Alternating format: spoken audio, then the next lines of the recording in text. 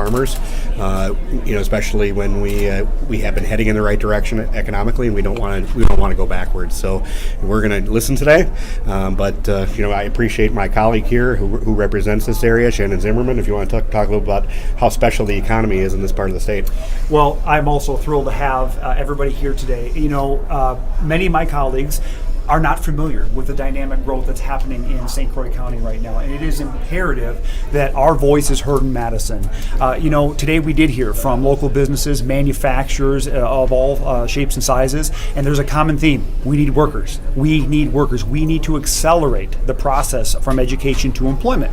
Well, for me, I think one of the great opportunities that I would implore our governor to consider is let's invest more in the technical colleges. That is reducing student debt. It's getting people into the workforce faster, and it solves the workforce challenge that we have, because what we don't want to see happen, we do not want to see our employers in the western part of Wisconsin, or Wisconsin more broadly, start to look to other states for their labor. We want and need to keep them here. So I am thrilled to have this hearing today and have the people of western Wisconsin's voices heard in Madison, Milwaukee, and the part of the state. I should have said this is an important part of the state. The growth that we've seen here, I mean, it leads the state in the growth from a population standpoint, but also from an economic standpoint. It's very strong.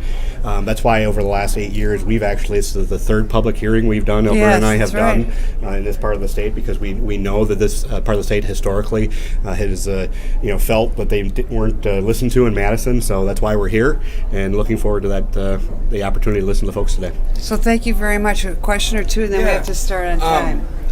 What kind of trends, other than from the Chamber of Commerce, from the people that have commented in Janesville in the different meetings, what are you hearing in terms of trends? Education is a huge priority for the people of the state. The question is, can we spend the $1.6 billion that Evers is increasing spending for education? We will support education, increase our investment, I would assume, but we can't do it at that level. We also heard a lot about corrections when we were in Oak Creek, that the corrections forum needs to be reformed. We also heard a lot about the Medicaid expansion.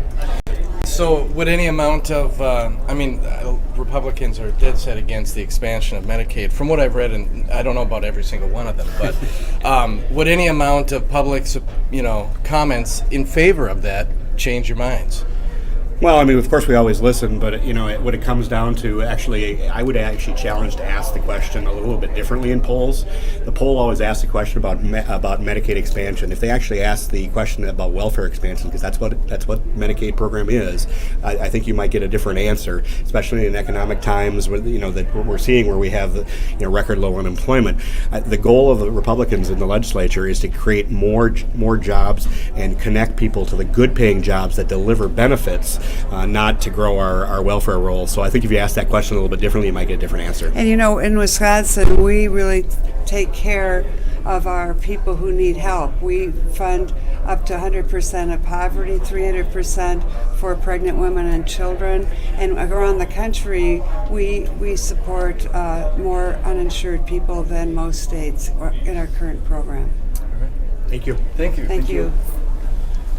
Hello, everybody. We are the Democrats on the Joint Hello, Finance Democrats. Committee. Welcome. Make ourselves available. Yeah, and I'm State Representative Chris Taylor. Yeah. And honestly, why we're in the mess we're in right now, in a lot of ways, is because of the Republican failure of the last 8 years to make the investments that our communities need to thrive, such as the investment in public education that finally we have a governor who is making. The investment in fixing our roads. For this area, a strong infrastructure is so critical. Yeah, these communities are growing. We need good public schools. We need good roads. And that is exactly what this governor is investing in. Republicans cut tech colleges by $65 million. Finally, we have a governor that's investing in tech education because we do need new workers. So this is truly a people's budget. This budget is for the people of this state. This governor listened. And Medicaid expansion is something, what was it, 70% of people in the latest poll support. People want individuals to have access to good health care. We attract $1.6 billion new federal dollars in expanding Medicaid. So we're going to hear that the people support this budget overwhelmingly. Thanks, Chris. I'm John Erpenbach from West Point. So Alberta brought up the idea of tax day, and I'm glad she did. Because really in Wisconsin right now, it should be all about tax fairness, and it's not fair right now. Wealthier people tend to get larger breaks, more money, so what the governor does in his budget is he makes things a little more fair, creating opportunity for everybody, a lot of people in the middle class. We talk about K-12 investment. This is one of the largest K-12 investments we have seen in a long time, and people shouldn't be surprised because the governor said this is what we're going to invest in. And then on the Medicaid expansion, and John Nygren calling it a welfare program, he's talking about somebody making about $8.10 an hour would not be eligible, is not eligible for Badger Care right now in the state of Wisconsin, and that's just absolutely ridiculous. This is not a welfare program. It's the idea of making sure that if somebody needs some help with health care, we're there for them.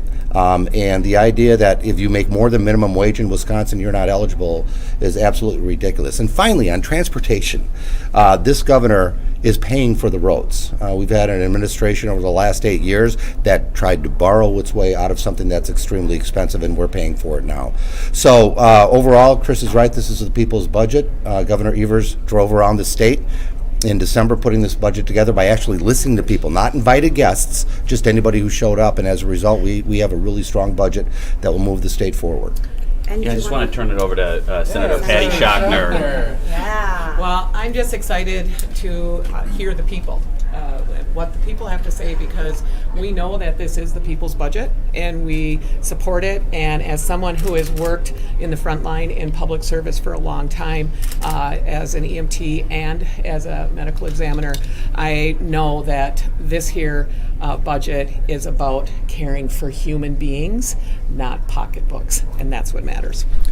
I know that these public hearings are about just hearing general concerns and issues that people think are important. We've already heard a lot of hints from Republican leadership in the legislature that they might just come up with their own budget, that we might be dealing with something completely different than what we're even talking about today. So does that affect, the importance of this meeting today? That would be a real shame. I mean, we have divided government. The people expect us to get together and compromise and work together. That's what the people want.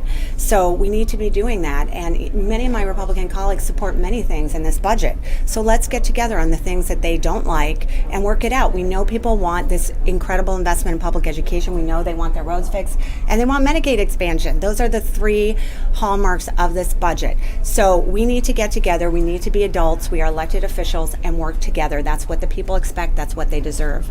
And Senator Jeff Smith is here as well from the area. So we want to make sure. Yes. Yeah.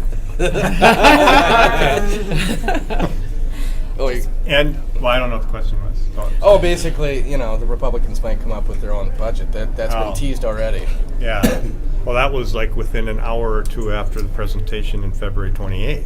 It was It was suggested before the presentation. Yeah. So, I agree with Representative Taylor. What an awful awful way to represent the state of Wisconsin. Is we do have maybe I like to say shared government, Right. and that means shared that absolutely we're supposed to be presenting from the governor his idea of what a budget should look like, but we're supposed to work together to figure out how we're going to get to what's best for the whole state of Wisconsin, not just for their own special interests or their own ideas and ideology.